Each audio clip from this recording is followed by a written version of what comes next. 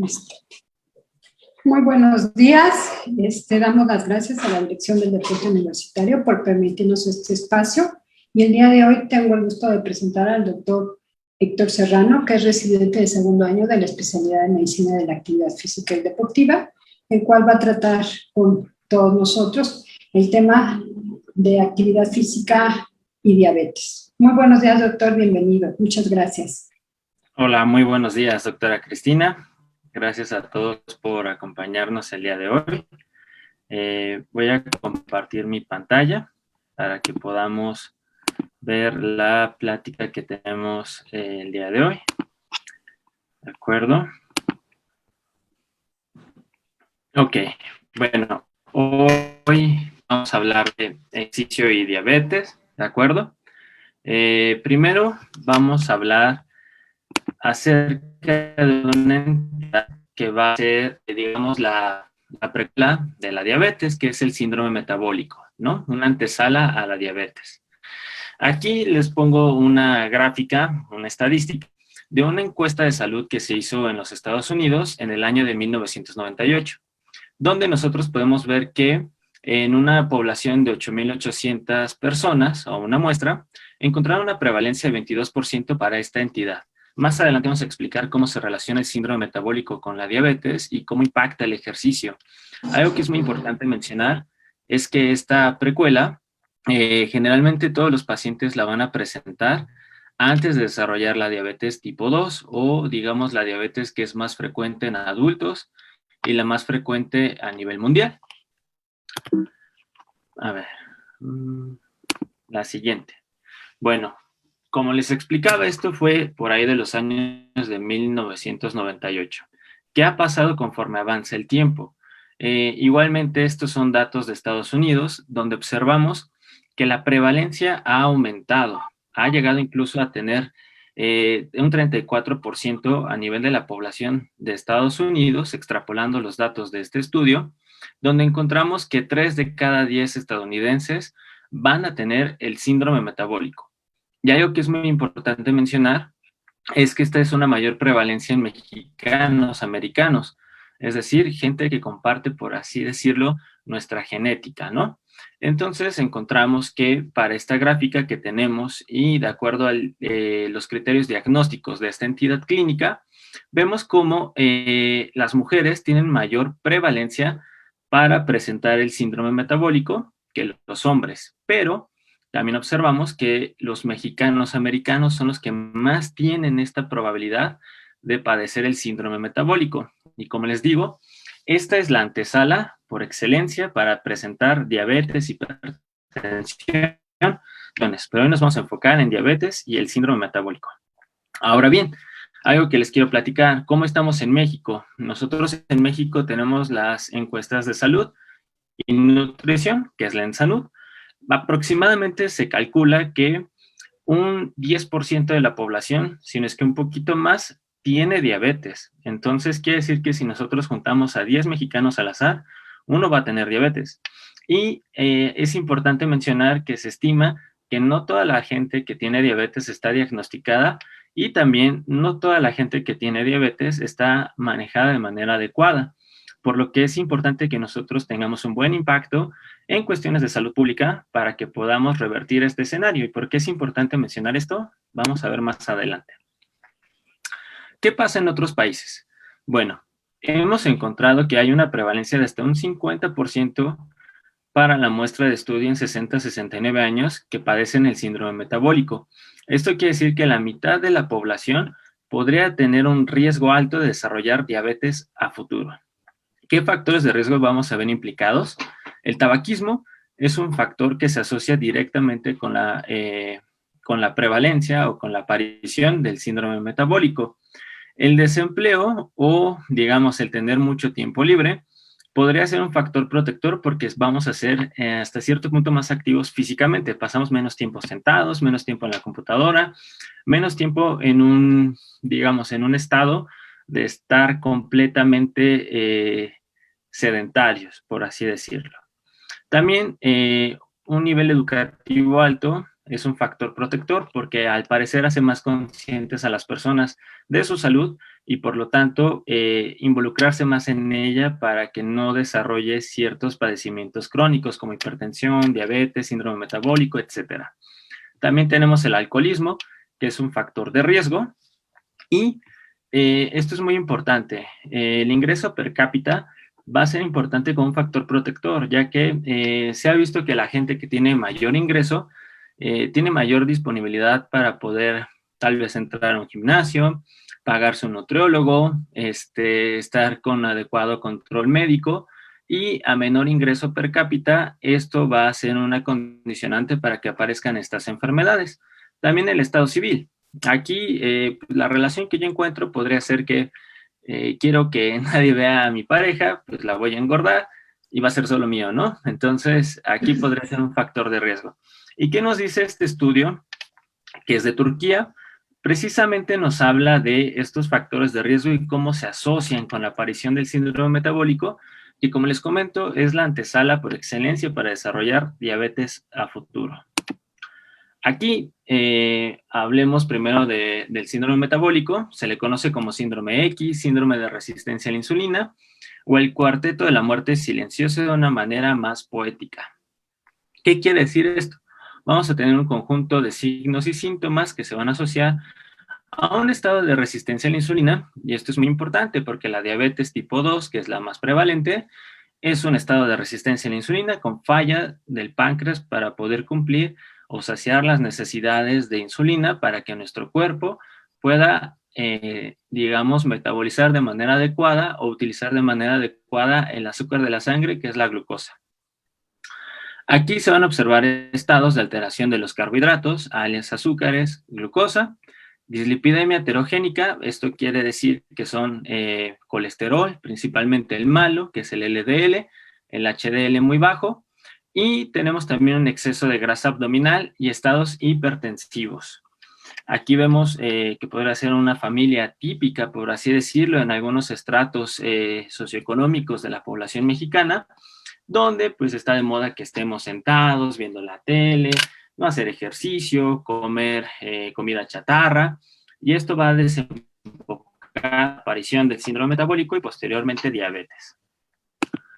Ahora bien, es muy importante que cuando nosotros vayamos al médico se nos haga una valoración de un riesgo cardiovascular. ¿Qué es un riesgo cardiovascular? Un riesgo cardiovascular es aquel que los médicos, a través de distintas calculadoras o herramientas, van a poder calcular en su paciente qué tan probable es que desarrolle un infarto, un evento vascular cerebral, alguna complicación por la diabetes que hablamos que es de macroangiopatía, que eso quiere decir que le afecta a los grandes vasos, como aorta, como otros vasos, por ejemplo. Y algo muy importante es que este cribado o digamos, este primer contacto, un médico debe sospechar que puede haber esta probabilidad de presentarlo cuando la persona está pasadita de peso, cuando vemos que no tiene una buena actividad física, por así decirlo, un desarrollo adecuado de la actividad física, no tiene ejercicio, tiene una carga genética, es decir, una herencia con diabetes, hipertensión, infartos, etcétera. El médico debe de decir, este paciente puede tener esto, ya hay que prevenir que se desarrollen otras enfermedades o otras cuestiones. Entonces, en la primera consulta, un médico debe de sospechar y mandar una batería de estudios. Esto es a partir de los 20 años de edad. Aquí, la verdad, la audiencia que nos está escuchando, ¿quién se ha hecho estudios por su propia cuenta para saber cómo está? Realmente es muy poca gente la que lo hace. Entonces, el médico es el que debe ser responsable para prevenir estas cuestiones. Y de acuerdo a la calculadora de riesgo, podemos realizarla periódicamente. Si un paciente tiene un alto riesgo, cada año, un moderado riesgo, aproximadamente cada 4 años, y un bajo riesgo, incluso podríamos hacerlo hasta 6 años. ¿Qué tanto nos puede afectar el síndrome metabólico? Bueno, aquí les pongo la publicación, los estudios. De acuerdo a estos estudios, en los hallazgos vemos que para el primero hay una corte. Esto quiere decir que es una muestra, por así decirlo, que se sigue de los años de 1997 a 2002, y encontraron el desarrollo de enfermedad renal crónica.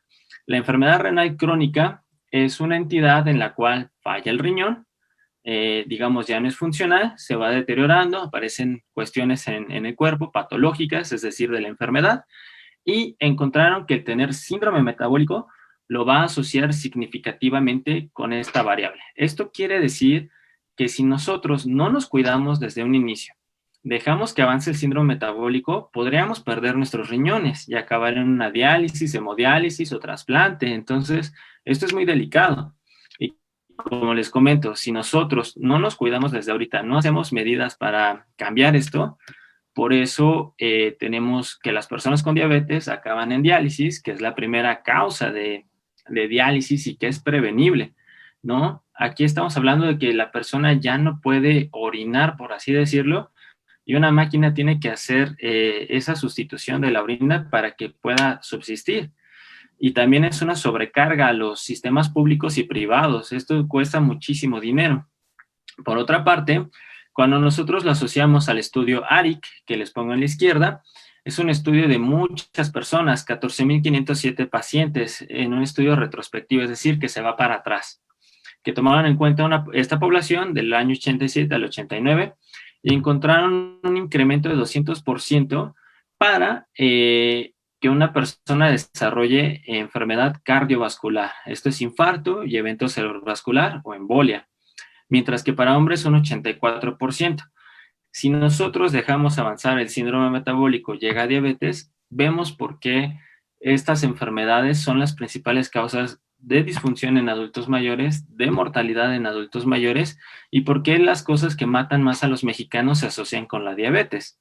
Entonces, ¿qué pasa si nosotros tenemos un síndrome metabólico y decimos, nos vale, no hacemos nada, no sabemos identificarlo, el médico no le importa? Bueno, la verdad es que hasta si nosotros juntamos 10 personas, 5 a 6 van a desarrollar diabetes seguramente si no hacemos ninguna intervención. ¿Y esto cuánto tiempo? A 5 años. En este estudio, que nos habla de cómo hacen la asociación del síndrome metabólico con el riesgo de desarrollar enfermedad renal crónica en adultos japoneses, vemos cómo, bueno, aquí son unas cuestiones de estadística, pero yo se los voy a hacer más sencillo. Vemos cómo cuando el riñón está empezando a decaer, su función renal, por debajo de un umbral o de un límite, por así decirlo, que es de 60 mililitros por filtración glomerular, vemos cómo se va a asociar la presencia del síndrome metabólico. Esto quiere decir que es muy, muy representativo de que aparezca el síndrome metabólico con la falla renal, y vemos cómo, de acuerdo a los criterios diagnósticos que vamos a ver más adelante, mientras más tenemos estas consecuencias de anomalías en la salud, va a ser un riesgo mayor. ¿Qué tanto? Si nosotros tenemos 3 criterios del síndrome metabólico, tenemos casi un 300% de desarrollar una falla renal a futuro. Entonces, ojo, tenemos que cuidarnos y tenemos que confiar en nuestros médicos. De acuerdo a este estudio, que es del mismo estudio que les comentaba del ARIC, de acuerdo a las abreviaturas en inglés, ¿qué pasa si nosotros tenemos en las barritas diagonales que vemos aquí en la derecha? ¿Qué pasa si nosotros tenemos todos los criterios de síndrome metabólico? Bueno, la probabilidad de desarrollar diabetes teniendo todas a 10 años es un casi 60%. Entonces, mucho ojo, si nosotros no hacemos algo, nuestra población, familiares, amigos, podrían desarrollar diabetes y con ello las complicaciones, ¿no? Un coma diabético, que en verdad es una cetoacidosis diabética, un estado de hiperglucemia hiperosmolar, ¿no? Que esto mata a los mexicanos, y también todas las secuelas, amputaciones, pérdida de vista, pérdida de riñones, infartos. Entonces, mucho ojo con esto. ¿Qué pasa con el componente del síndrome metabólico? Ok, aquí si nosotros tomamos una persona que pueda tener un síndrome metabólico y después hacer diabetes, vemos que la glucosa en ayuno alterada va a ser lo menos frecuente. Nosotros tenemos que tener cuidado con esto, con la obesidad, la hipertensión y la alteración de las grasas en la sangre o dislipidemia. Si nosotros encontramos una paciente o un paciente en estas condiciones, tenemos que hacer intervenciones oportunas con nutrición, medicamentos y ejercicio y corregirlo antes de que llegue el desarrollo de la misma diabetes. ¿Cómo lo diagnosticamos? Vamos a centrarnos en los criterios de la izquierda, viendo de frente la imagen, que son los del ATP3. Son los que más se aceptan, son los más recientes. Cuando nosotros tenemos una glucosa alterada mayor de 100 miligramos de decilitro, ya hablamos de que hay resistencia a la insulina. Entonces, nosotros tenemos que hacernos periódicamente estudios para ver cómo está la glucosa. Y más si tenemos una herencia, y más si tenemos malos hábitos, fumamos, comemos mal, no hacemos ejercicio, podríamos desarrollar este síndrome metabólico y después diabetes, ¿de acuerdo? ¿Cómo diagnosticamos una diabetes? Una diabetes la podemos diagnosticar teniendo una prueba de glucosa en ayuno mayor de 126 miligramos de decilitro, una hemoglobina glucosilada mayor de 7, o mediante pruebas como los retos o curvas de tolerancia oral a la glucosa mayor de 200, ¿de acuerdo? Entonces, con eso diagnosticamos una diabetes. Una presión arterial anormal también integra el síndrome metabólico, concentraciones anormales del colesterol bueno, que es el HDL, menor de 40 para hombres, menor de 50 para mujeres, o tener triglicéridos mayor de 150, o obesidad mayor de 102 centímetros para hombres y mayor de 88 para mujeres. Estos datos son de población europea, la obesidad y el perímetro abdominal. Lo demás aplica para nuestra raza de bronce o los mexicanos. Si nosotros tenemos 3 de estos, tenemos síndrome metabólico y, como les comento, esta es la antesala por excelencia para desarrollar diabetes tipo 2. Aquí, de manera muy general, vemos que los detonantes, por así decirlos, va a ser un exceso de ingesta calórica, es decir, comemos mucho, hacemos poco ejercicio, aumenta la grasa, sobre todo a nivel abdominal, y va a dar muchas consecuencias en el organismo. Entre ellas, tener las grasas elevadas en la sangre, un estado inflamatorio, que también estas condiciones van a afectar a nuestro páncreas. Secretamos menos insulina y entonces es menos eficaz. Pero también produce en nuestro cuerpo algunas moléculas que son dañinas, por así decirlo, en exceso para el metabolismo de la insulina y por lo tanto más fácil que nosotros desarrollemos esta resistencia y por lo tanto síndrome metabólico y después diabetes. Ahora bien, ¿cómo vamos a intervenir cuando nosotros tenemos un paciente con estas características? Primero, en la consulta, pensar que puede estar esta condición en nuestro paciente, diagnosticarla y tratarla. Esto lo vamos a hacer a través de terapia con medicamentos y cambios de estilo de vida saludable. Vamos a combatir el sedentarismo, volviendo a la persona más activa, poniendo pausas activas. Esto quiere decir que de preferencia cada hora debemos de pararnos, caminar unos 2 a 3 minutitos hasta 5 y regresar a nuestras actividades. Cambiar cuestiones sociales, ¿no? Esto es salud pública y tenemos que tener nuevas medidas que hagan como más amigable esto o más divertido, por así decirlo, esto de la buena alimentación y el ejercicio, ¿no? Conocer a nuestro paciente, saber cómo podemos persuadirlo, cómo podemos convencerlo. A veces es difícil con algunos pacientes que ellos cambien su chip, por así decirlo, y tomen en cuenta nuestras recomendaciones. Así como factores económicos, es decir, cuando nosotros prescribimos ejercicio, tenemos que adecuarnos al paciente. A lo mejor puede ser alguien que tenga dinero, que pueda pagarse un gimnasio privado, tenga alberca, tenga bicicleta, tenga caminadora, tenga elíptica, tenga remo, puede hacer lo que quiera. Pero alguien que no tiene esos accesos, hay que adecuarlo a su realidad para lograr tener una dieta adecuada, un nivel de actividad física adecuado, con ejercicio, una autoestima que se vea reflejada, que bajemos el peso, que mejore su apariencia física, que se sienta mejor y con esto regular las emociones y así prevenimos la diabetes o la estamos tratando también. Y obviamente existen muchos medicamentos que sirven para controlar estas cuestiones, pero la verdad es que con esta mancuerna y un buen médico nosotros podemos cambiar la realidad de nuestro país.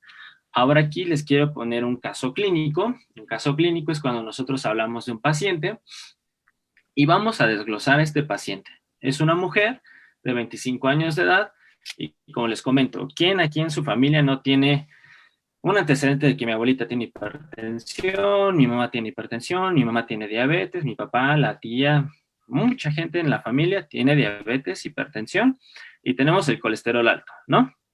Entonces aquí ya tenemos un problemita, un dato rojo. Luego, hay que ver más adelante que en su ocio o recreación de tiempo libre y ejercicio no realizaba ningún tipo de ejercicio. Pasa alrededor de 6 horas sentadas al día viendo tele y tomando clases. Hoy en día, y más por el tema de la pandemia, sabemos que pasamos mucho tiempo enfrente de un ordenador, una computadora, nos distraemos viendo Netflix, viendo la tele, pero no hacemos actividades físicas. Ese es un grave problema. Esto tiene que cambiar, porque si esto sigue de esta manera, va aumentando los casos, se van a volver a saturar los sistemas de salud pública. Hoy en día mucha gente se hace consciente de eso al ver lo del tema del COVID, pero la verdad es que nuestro sistema de salud siempre está saturado por esto, porque no nos cuidamos. ¿Qué es importante resaltar? Una, ¿cuánto mide? 1,69 y pesa 87 kilos. Esto del IMC nos habla de que está en obesidad. Tenemos un perímetro abdominal de 102 centímetros. Nos habla de que es una persona obesa. Nos habla de que es una persona que seguramente por el antecedente no hace nada de ejercicio, come mal, no se cuida.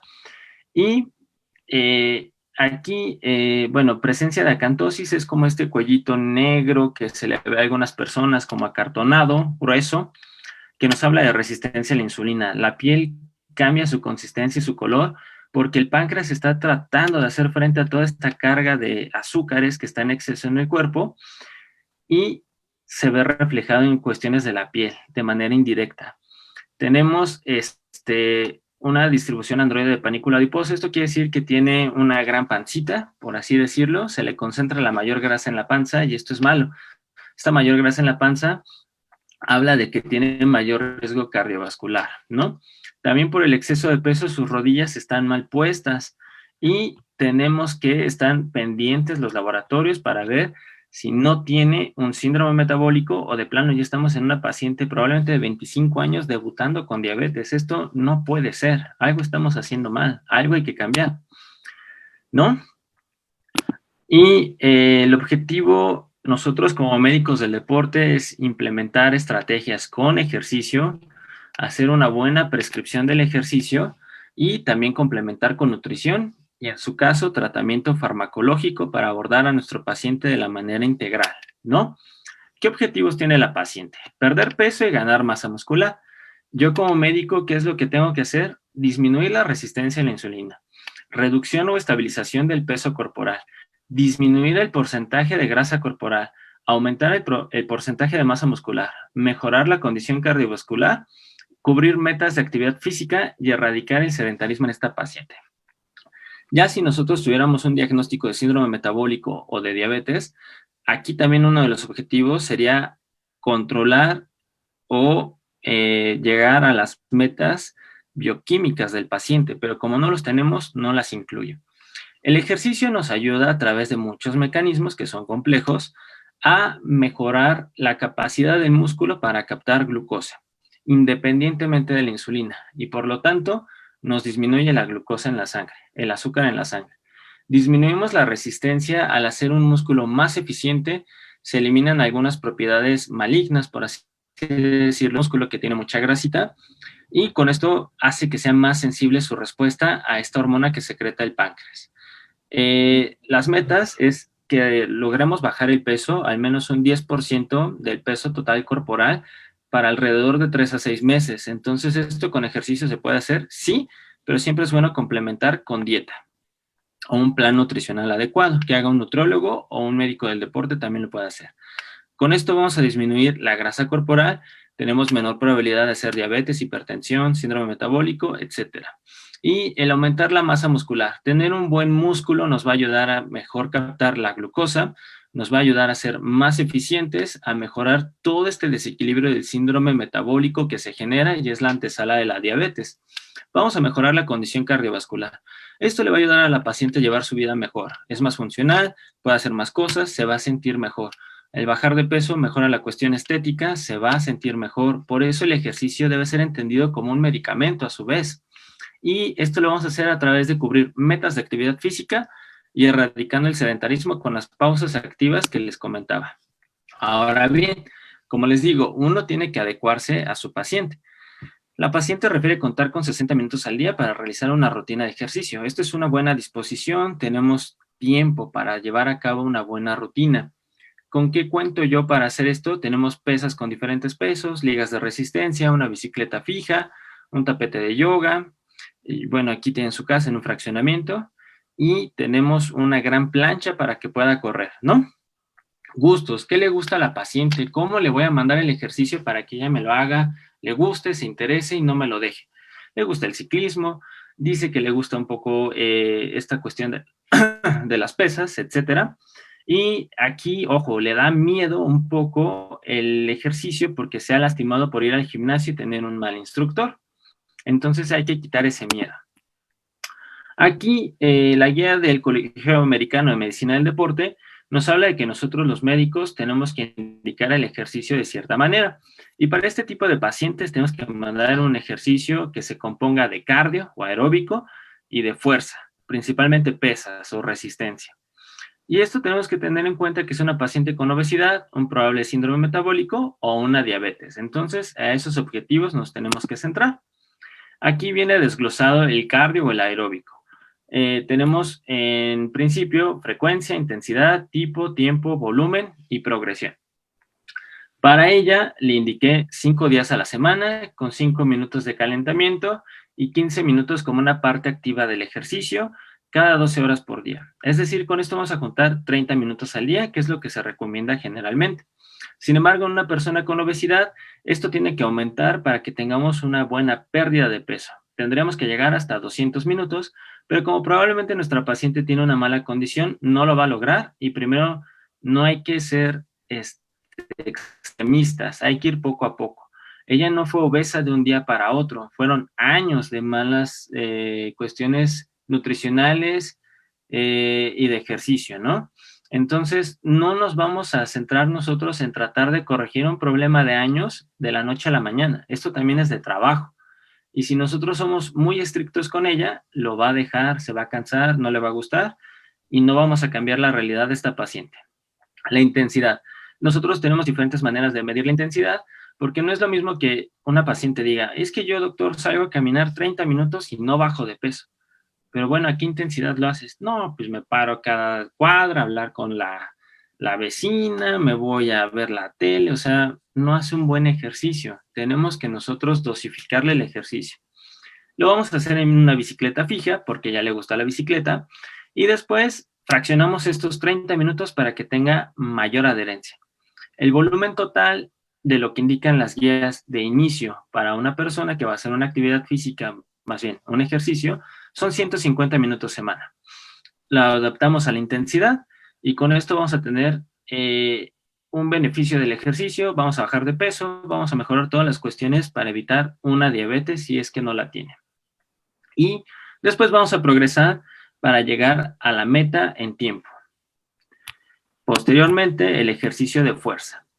Como tiene gran cantidad de tiempo para poder aportarle a esta rutina de ejercicio, también implementamos el ejercicio de fuerza. Nos hace un músculo más grande, más eficiente, capta mejor la glucosa, disminuimos resistencia a la insulina, le estamos pegando a una probable diabetes, a un síndrome metabólico y a la obesidad.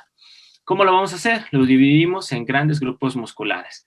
Lunes, martes y viernes, bíceps, tríceps, pecho, espalda y hombro. Martes y jueves, cuádriceps, isquiosurales, gastrocnemios y glúteos. Estamos abarcando todo el cuerpo con eso para que haga un ejercicio de fuerza. La intensidad la ajustamos de acuerdo a cuánto peso puede cargar, lo dividimos en porcentajes y nos da lo ideal para que ni le duela tanto y lo haga bien y le guste.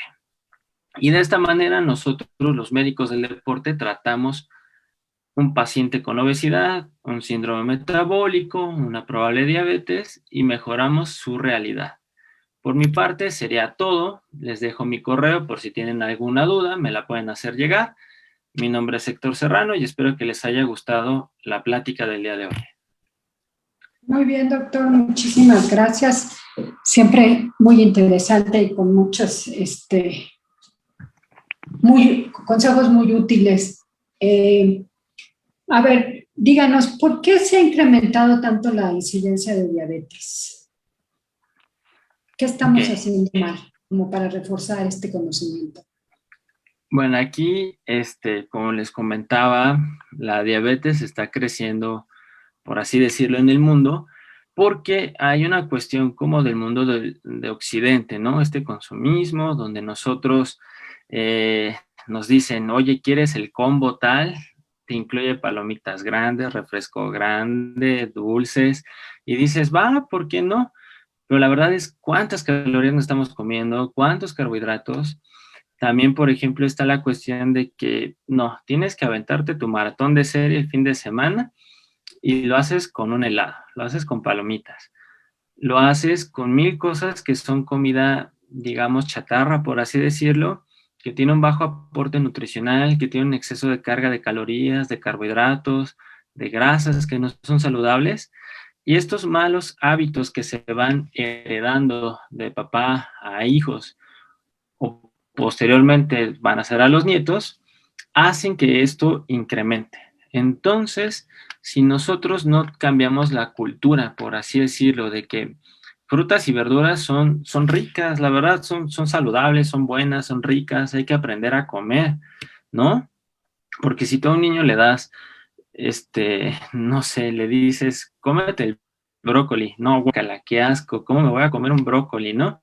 ¿Cómo voy a comer una ensalada? Y la verdad saben ricas, ¿no? O sea, también importa mucho cómo lo prepares, cómo lo hagas, y puede saber muy rico, ¿no? Hay frutas muy dulces que si puedes combinar, te haces un tazoncito de frutas, ¿no? De un cóctel de fruta, en lugar de un helado, en lugar de comerte un Snicker, un Kinder Delice, que también lo puedes hacer, pero hay que hacerlo con moderación. Son antojos. Uno no puede comer antojos diario, ni mucho menos en las 3 comidas al día, ¿no? O por ejemplo los refrescos, o sea, a mí me encantan los refrescos, pero yo no los consumo diario. Me tomo si acaso el fin de semana un vaso de refresco y ya, ¿no? Esto hay que cambiarlo, hay que volver a la gente más activa, hay que poner ejercicio desde la niñez, que este paradigma se rompa, porque si nosotros no hacemos algo en los adultos que se van a formar, esto se va a perpetuar, va a continuar y nada más vamos a tener que la población se hace más grande y finalmente se hace más grande el porcentaje de estas personas con síndrome metabólico diabetes y se van a saturar los sistemas de salud pública. Muy bien, nos pregunta el público, o sea, está bien hacer actividad física, aeróbico, fuerza, pero si les gusta practicar algún deporte como el básquetbol, ¿es recomendable hacerlo? Sí, miren, aquí por ejemplo el deporte, el básquetbol, ¿no? Nosotros podríamos también implementar media hora de este deporte, ejercicio, por así decirlo, y contaría como un ejercicio de tipo aeróbico, ¿no? Un cardio, porque hacemos, bueno, le llaman el deporte ráfaga, hacen sprints rápidos con el balón, van botando la pelota y entonces tenemos aceleraciones y desaceleraciones que van a ser una intensidad alta, intermitente, que es buena para la salud y sobre todo que tengamos una buena cantidad de ejercicio, ¿no? Pero algo muy importante, que no les pase, digamos, un síndrome popular de yo soy deportista porque los fines de semana me voy a jugar. No, o sea, si nada más vas a jugar el fin de semana, tienes que hacer algo más porque no cumples las metas. E incluso si tú juegas solamente un fin de semana tu partido y no estás preparado físicamente, a lo mejor ni lo aguantas, sales de cambio, no lo disfrutas y hasta te puedes lesionar. Entonces, sí puede ser practicar algún deporte, no está peleado. No, hoy existen muchas modalidades, tenemos también, está de moda el CrossFit, otras cuestiones que sirven como un ejercicio aeróbico, que sirven también como un ejercicio de fuerza, ¿no? De este CrossFit, un entrenamiento funcional. Pero la meta es, haz la mayor cantidad de tiempo de ejercicio, que sea frecuente, date también unos días de descanso, ¿no? Puedes descansar el fin de semana, etcétera.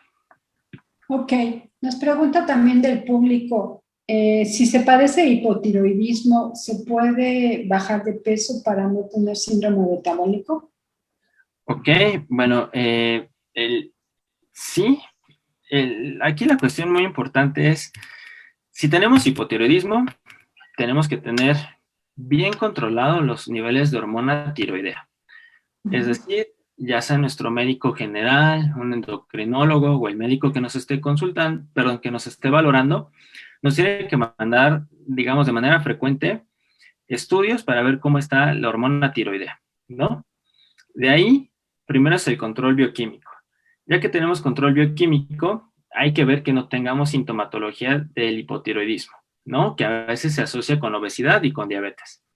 El hipotiroidismo nos hace engordar, por así decirlo, nos pone un poquito lento el pensamiento, podemos tener pérdida de cabello, podemos tener la piel muy seca, podemos tener el tránsito intestinal muy detenido, ¿no? Es decir, tenemos estreñimiento de manera ocasional, entre otras cuestiones.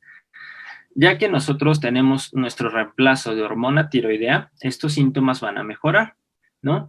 Para esto se manda la levotiroxina, es el medicamento más común, en las mañanas, en ayuno y una dosis adecuada. Y ya que nosotros estamos en control bioquímico, bajan los síntomas, hay que hacer ejercicio para que también bajemos más de peso, llevar un control nutricional adecuado, y con esto vamos a controlar el hipotiroidismo, la obesidad, y si tenemos diabetes, también. Ok, muy bien, muchas gracias. También nos preguntan en cuanto a la nutrición, ¿qué es una buena recomendación para cenar, por ejemplo, en este tipo de pacientes? Bueno, actualmente yo sigo estudiando nutrición, la llevo este año, no soy experto en el tema, pero nosotros cuando hacemos un plan nutricional, tenemos que ver que el plan nutricional, si lo que queremos es bajar de peso, exista un déficit calórico por lo que se consume, ¿no? Es decir, si yo, por ejemplo, peso 87 kilos, mido un 80, más o menos mi gasto calórico basal es de unas 1800 kilocalorías, ¿no? Y si quiero bajar de peso, tengo que tener un déficit de aproximadamente de 500 a 1000 kilocalorías. Ahora bien, ya que hago mi déficit, supongamos unas 1700 kilocalorías, tengo que distribuir, o bueno, mi especialista en la salud me lo va a distribuir en 5 comidas. El desayuno, colación, comida, colación y cena. Aquí se puede dividir en quintos este plan alimenticio, ¿no? Entonces la cena podría ser, por ejemplo, para una persona de mi característica, de este peso, esta talla, yo le podría recomendar siempre comer algo de cárnicos, si es que no son vegetarianos. Podría ser una lata de atún, podría ser una rebanada de queso, ¿no? Supongamos que nos vamos por el atún, ¿no? Tengo mi latita de atún, la acompaño siempre con frutas, perdón, con verduras, ¿de acuerdo? Aquí podría ser un pico de gallo, una ensalada, ¿no? Y le voy a adicionar el atún, le pongo limón y, por ejemplo, me faltan mis cereales. Entonces agarro unas tostadas salmas y ya la acompañé. Y me falta un poco de grasa saludable, le pongo un tercio de aguacate y ahí quedó mi cena de una manera adecuada.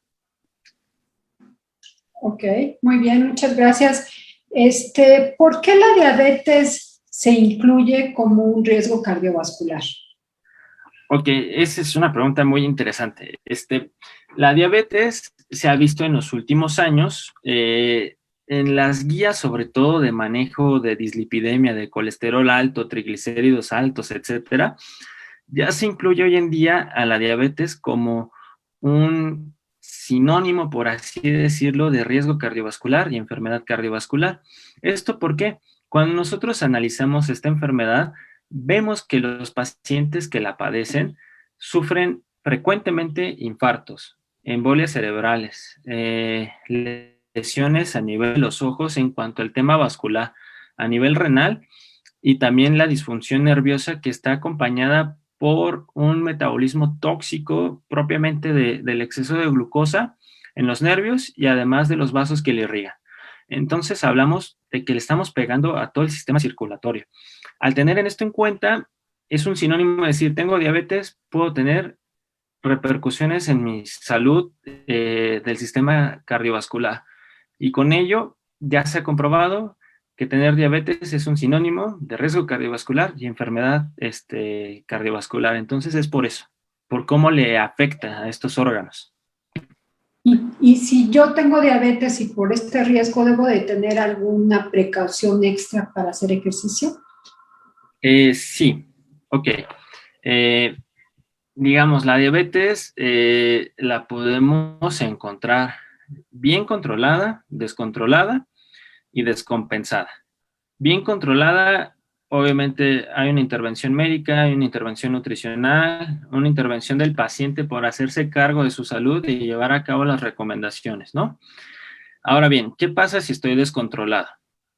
Si yo estoy descontrolado, quiere decir que cumplo con metas bioquímicas, no cumplo con metas de actividad física, no cumplo con metas nutricionales. Entonces, mis niveles de glucosa están altos, pero no tan altos. Tengo por ahí descontrol del perfil de lípidos, estoy gordito, no sé. Muchas posibilidades pueden entrar. Aquí se recomienda primero hacer un ejercicio de fuerza para prevenir una hipoglucemia por el ejercicio y después hacer la parte aeróbica. Ahora, ¿qué pasa si yo estoy descompensado? Si estoy descompensado, quiere decir que mi glucosa está muy alta. Entonces, si yo hago ejercicio, nosotros al hacer ejercicio tenemos hormonas que nos ayudan a elevar el azúcar en la sangre o la glucosa. Estas se llaman hormonas contrarreguladoras. Por ejemplo, están las catecolaminas, está el glucagón, está la hormona de crecimiento, etcétera. Entonces, si yo tengo muy alta la glucosa y la estoy subiendo con el ejercicio, me va a descompensar todavía más y puedo caer en una de las instancias que ponen en peligro la vida para el paciente. Llámese cetoacidosis diabética, estado hiperosmolar, etcétera. Entonces, aquí es cuando nosotros contraindicamos que el paciente con diabetes haga ejercicio de manera general. ¿Cómo lo va a detectar? Hay síntomas, por ejemplo, en una cetoacidosis. Tenemos alteraciones del estado de conciencia. Tenemos también ese aliento como manzana podrida, que es el aliento cetónico. Tenemos también una fuerte deshidratación. Es un paciente que ha orinado muchísimo, que está cansado y obviamente no va a querer hacer ejercicio, pero pongamos que se quiere poner a hacer ejercicio. Tengo esos síntomas, me tengo que tomar la glucosa. Si sale arriba de 250, está contraindicado el ejercicio hasta que me regulen la glucosa. Ok. Y por ese riesgo cardiovascular, ¿debe de estar como mucho más supervisado por un médico? ¿O tiene más riesgo de un infarto, de alguna hipertensión arterial? ¿Algo extra que deben cuidar? Sí, o sea, este riesgo cardiovascular agregado o propiamente viéndolo como una entidad cardiovascular, más allá de un riesgo, necesita control, ¿no? Primero, como lo digo, cumplir con las metas bioquímicas a través de la glucosa, de la hemoglobina glucosilada, de los triglicéridos, de la presión arterial, del peso, ¿no? Esto lo vamos a lograr con buena práctica de actividad física, ejercicio, buen apego nutricional y tal vez tratamiento farmacológico. Llámense estatinas para el colesterol, fibratos para los triglicéridos, por ejemplo, metformina para la glucosa, algún antihipertensivo para la presión arterial, pero sí necesita toda persona con diabetes tener un control con un médico. Ok, muy bien, muchas gracias. ¿Qué es la hemoglobina glucosilada? La hemoglobina glucosilada es un estudio en el cual nosotros evaluamos, por así decirlo, de una manera más, más crónica, por así decirlo, cómo ha estado la glucosa en el paciente. La hemoglobina es una proteína que vive o se aloja adentro de los eritrocitos. Los eritrocitos están en nuestra sangre y estos eritrocitos duran alrededor, si no hay alguna enfermedad o alguna cuestión, duran aproximadamente de 90 hasta 120 días, es decir, 3 meses. Cuando una persona con con diabetes tiene la glucosa muy elevada, se ve que se llama algo glucosidación, por así decirlo. Es decir, que la glucosa se le pega a las proteínas y sobre todo a la hemoglobina. Entonces, cuando un paciente con diabetes tiene una hemoglobina glucosilada alta, quiere decir que a lo largo de estos 3 meses o de manera crónica ha tenido niveles muy altos de glucosa. Y con eso nosotros podemos evaluar cómo se ha portado, por así decirlo, nuestro paciente a lo largo de 3 meses. Podría ser que mandamos un estudio de glucosa, una curva de tolerancia oral a la glucosa que ven el desempeño de los carbohidratos o de la glucosa de manera aguda o de manera rápida o en un punto en específico de tiempo, que está bien, pero la hemoglobina glucosilada nos salió mal. Entonces por ahí nos hizo trampa, a lo mejor se metió más insulina, a lo mejor hizo ejercicio pero quiere decir que en 3 meses no se portó bien, y así nosotros vemos cómo ha sido el desempeño. Es decir, que la hemoglobina nos da como la historia de cómo se ha comportado la glucosa en el paciente. Así es. Ok. Y en cuanto al ejercicio de fuerza, estas rutinas, ¿tenemos que tener alguna precaución en especial con los pacientes diabéticos? Sí, muy interesante, eso también. Como les decía, hay distintos estadios de la diabetes y sobre todo en complicaciones. Cuando nosotros hablamos de complicaciones está la macroangiopatía y la microangiopatía. De la microangiopatía puede haber daño en la retina, en los vasos sanguíneos que están en la retina, ¿no? Entonces, cuando una persona, hay que decirlo, tienes diabetes, hay que ir al oftalmólogo cada año a que te revise. Cuando nosotros nos habla que aparece la retinopatía, existen también varios grados de retinopatía. Digamos que está una retinopatía leve, moderada, severa, y luego va una retinopatía proliferativa. Proliferativa es que se hacen más vasos. Bueno, no voy a tocar el tema de la fisiopatología por tiempo, pero por alguna cuestión se hacen más vasos. Y estos vasos son de mala calidad y se rompen. Entonces, cuando una persona ya tiene una retinopatía severa o ya es propiamente proliferativa o incluso ya tiene hemorragia, está proscrito el ejercicio de fuerza en estos pacientes, porque si nosotros hacemos un gran esfuerzo, podemos reventar un vaso, sangra, y al momento de sangrar, adentro del ojo hay una materia que se llama vítreo. La sangre se coagula, jala el vítreo y se hace un desprendimiento de retina y la persona queda ciega. Ok, entonces sí deben de tener precauciones. Aunado a esto, como dice, algunas precauciones en cuanto al cuidado de los pies, de las heridas. Sabemos que este tipo de pacientes tienen algunos problemas en la microcirculación, entonces también es una buena recomendación que estén siempre supervisados por un médico y que se estén revisando periódicamente. El tiempo se nos está acabando, doctor. ¿Algún comentario ya para finalizar la plática, por favor? Bueno, pues espero que les haya gustado la plática. Aquí estoy a sus órdenes. Muy bien, y pues muchas gracias. Damos nuevamente las gracias a la Dirección General del Deporte Universitario por permitirnos este espacio en el consultorio médico deportivo. Los esperamos el próximo lunes en punto de las 10 de la mañana con algún otro tema muy interesante. Y bueno, siempre la recomendación, hagan actividad física, siempre es mucho mejor hacer algo que no hacer nada. Muchísimas gracias, doctor, y pues nos estamos viendo la próxima semana. Muchas gracias. Hasta luego, que tengan buen día.